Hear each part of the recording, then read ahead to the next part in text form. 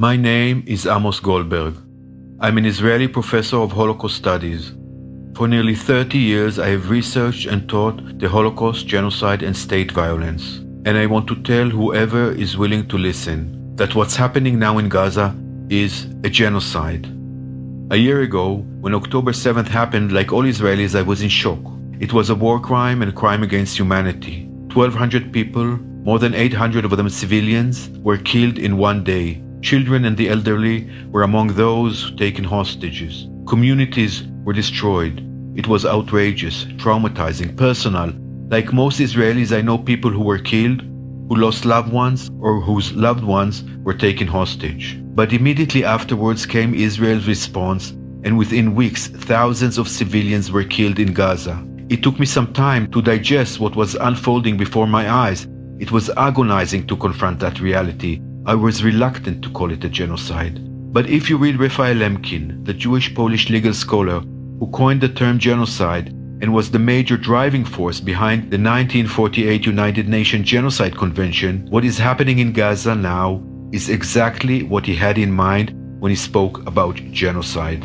It does not need to look like the Holocaust to be a genocide. Each genocide looks different, and not all involve killing of millions or the entire group. The United Nations Genocide Convention explicitly asserts that genocide is the act of deliberately destroying a group in whole or in part. Those are the words. But there does need to be a clear intent, and indeed, there are clear indications of intent to destroy Gaza.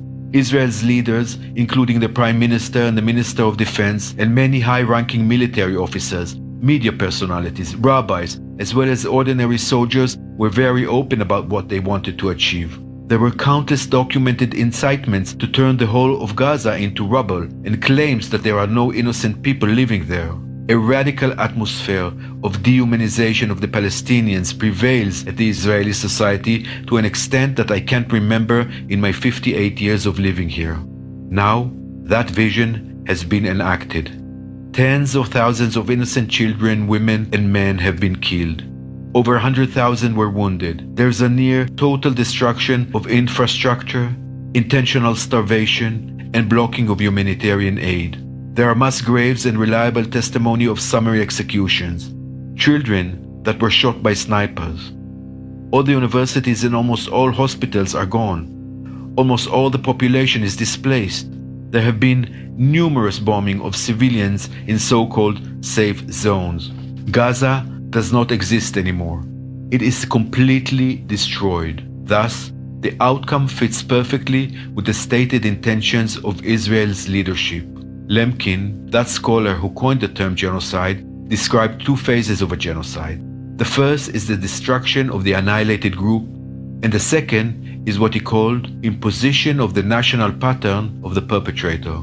We are now witnessing the second phase as Israel prepares ethnically cleansed areas for Israeli settlements. And therefore, I have come to the conclusion that this is exactly what a genocide looks like. We don't teach about genocides in order to realize it retrospectively. We teach about it in order to prevent it and to stop it. But like in every other case of genocide in history, right now we have mass denial, both here in Israel and around the world. But reality cannot be denied. So yes, it is a genocide. And once you come to this conclusion, you cannot remain silent.